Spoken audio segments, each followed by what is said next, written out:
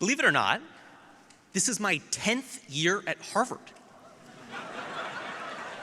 I've been here.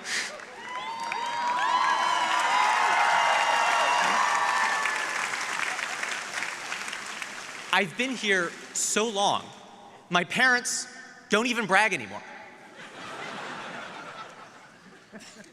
In my decade at this university, the most important thing I've learned is about the promise of a university, of a place where we have the freedom to ask questions, rethink the status quo, and learn from one another. When I was an undergraduate here, I interned for the US State Department in Turkey. One night that summer, I watched as tanks blockaded a nearby bridge. Turkey's military was staging a coup attempt. When the elected government prevailed over the coup plotters, I saw citizens celebrating the triumph of democracy. At the same time, I saw thousands of people arrested as the president abused emergency powers to purge judges and imprison opponents. In the aftermath, I couldn't stop thinking about two questions. Why was democracy in danger? And what could we do to protect democracy? I came back to Harvard as a graduate student because I had this problem I needed to solve. At the start of my PhD, studying political science, I received a grant from the US government. With support from the National Science Foundation, I had the freedom to spend a full year interviewing judges on high courts in both Turkey and Israel. Those interviews gave me new answers to my questions. They sharpened my focus on understanding why courts defend democracy or undermine it instead. I discovered that even independent courts sometimes damage democracy. I learned that judges depend on allies, on protesters, public officials, and people like us to take decisions that protect democracy. Now, when I'm not agonizing over democracy, I love going to the gym with friends. One day last spring, I was at Hemingway Gym with my friend Brandon, a PhD student in chemistry.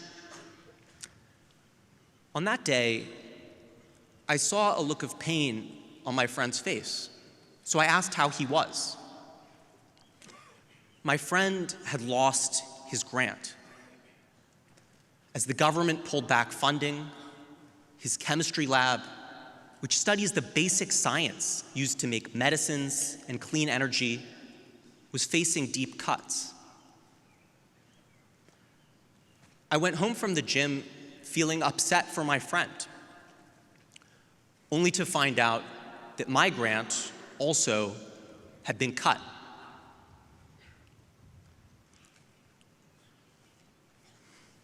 We all came to Harvard with our own goals, dreams, and passions. Now I had to ask myself, would we still have the freedom to pursue our education? Would we still be able to research, teach, and learn without the foundational support of our government? In that moment of uncertainty, Harvard rose up. Even if the government would not fund my research, Harvard would, at least temporarily.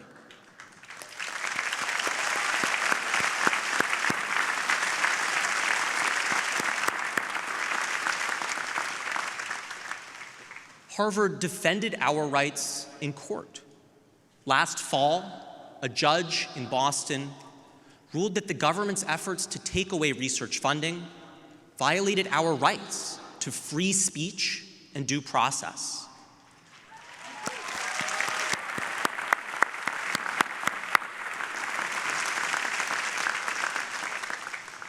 My friend's grant and my own were restored.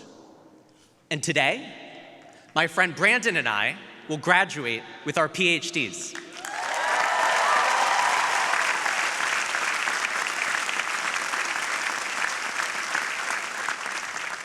You know, Brandon and I actually have a lot in common. Chemical science, political science, it's basically the same thing. Right, Brandon?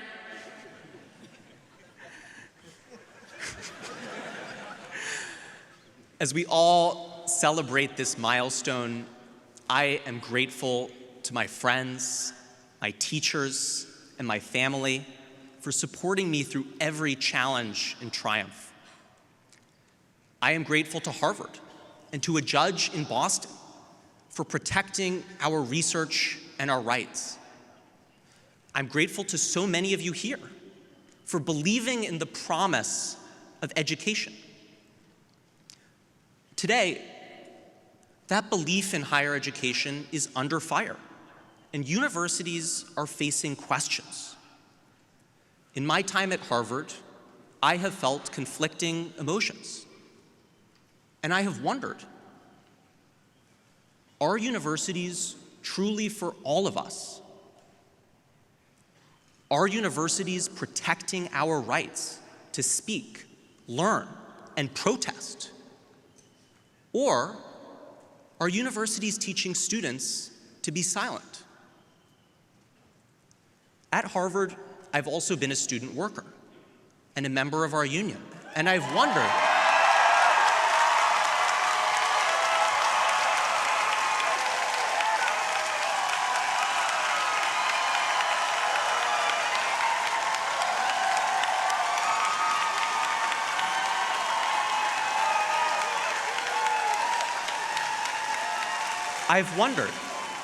are universities treating their workers well? We must engage with all these questions. That's the purpose of this place. At universities, we ask and engage with questions. We view feedback and failure as opportunities for growth. The past few years have put the ideals of our university to the test, and Harvard did not get an A. Our university must do more to protect academic freedom and free speech rather than restrict them.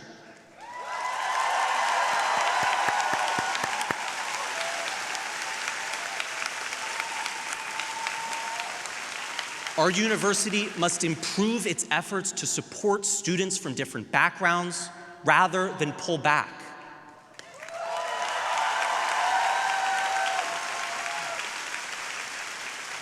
Above all, we must speak up for the promise of the university, even and especially when we fall short of that ideal.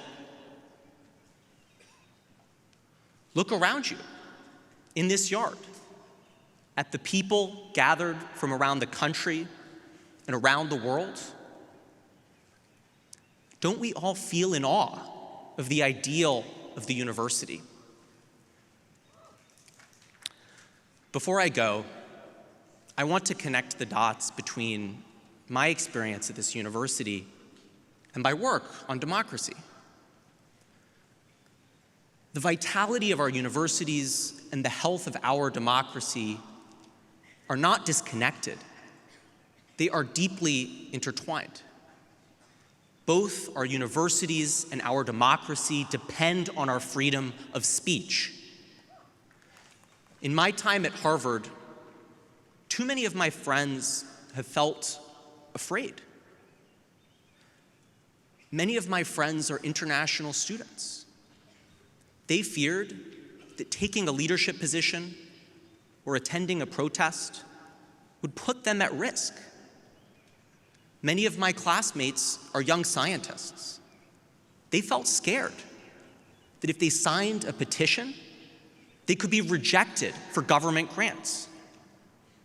When students self-censor, when professors fear being punished, when scientists worry that research funding is allocated based on politics, our universities will not produce the next great artist, doctor, scientist, educator, lawyer, entrepreneur, public servant, or innovator.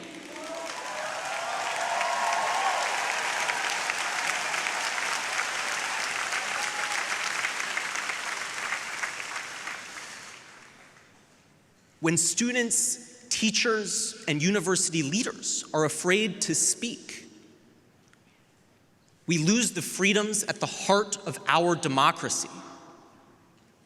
Our universities and our democracy depend on one another. We must speak in defense of both.